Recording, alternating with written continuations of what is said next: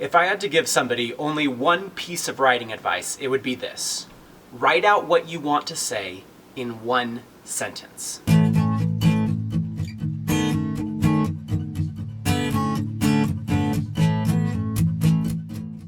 Now, don't underestimate this because it seems too simple or obvious. In fact, my experience is actually that people can have a very difficult time answering this question. They can have a very difficult time consolidating their thoughts down to just one sentence that clearly and succinctly expresses exactly what they want to say. When I used to teach university writing courses, this is a question that I would ask my students when they came into conference with me one-on-one while they were writing papers. I would ask them, okay, in one sentence, tell me what it is that you're trying to say in this paper.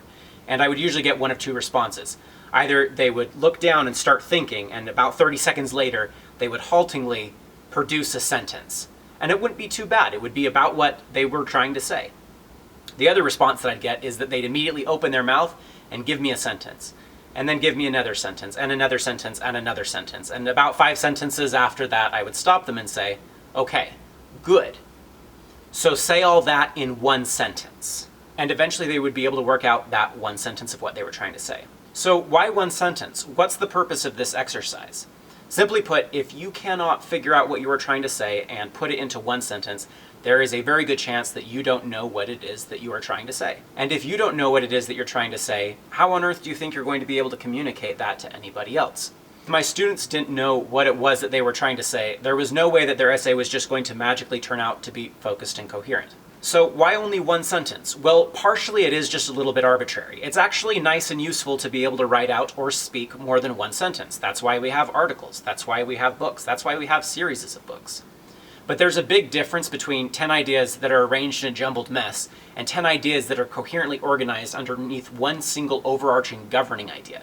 The former is just a mess. The second is the literary and cognitive equivalent of nuclear fusion. Incidentally, while we were preparing the podcast for this week, other Joseph happened to mention to me that this is actually how he scripts out videos in his mind.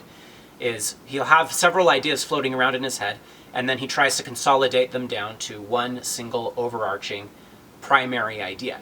And once you find that idea, you know what the video is about, and all the other ideas arrange themselves around that core central idea. So what do you do if you don't have that sentence yet? Well, here's a simple exercise that will help you get there. Write out a sentence that is as close as you can get it. It does not have to be perfect. It does not even have to be very good. Just get a sentence out on the page. Now that you have your one sentence that is probably not very good and probably not very close to what it is that you're trying to say, we're going to ask 3 simple questions about it. First question, does it say something that you don't want to say? We'll cut that part out. Second question, does it not say something that you do want to say? If it doesn't say it, then add that in. And then the third question is, okay, does it sort of say what you're trying to say, but also seems not quite right? Take that part of the sentence and rewrite it a couple of times until you find something that seems a little bit closer.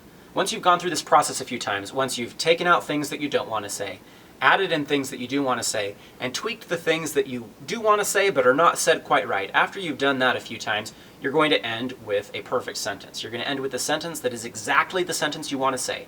It doesn't say anything you don't want to say. It says everything you do want to say.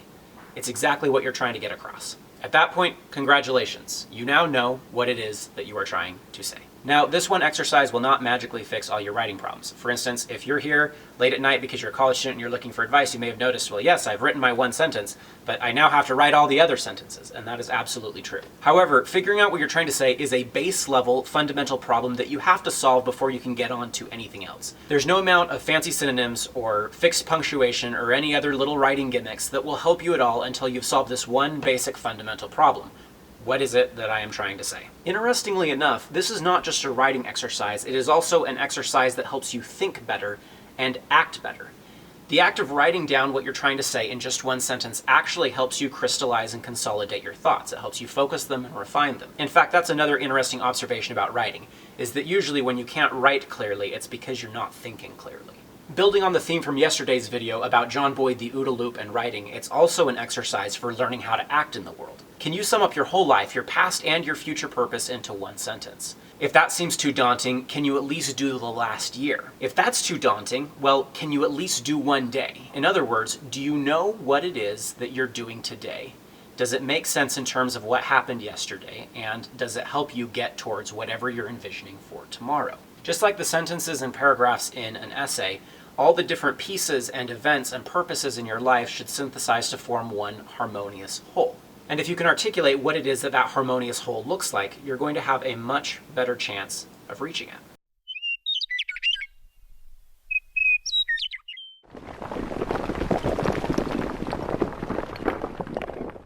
Hey guys, I hope that video was interesting and thought-provoking. In the comment section, I would certainly love to hear what thoughts it provoked in you. As always, we'd appreciate the like and subscribe. Thanks so much for watching. We will see you next time.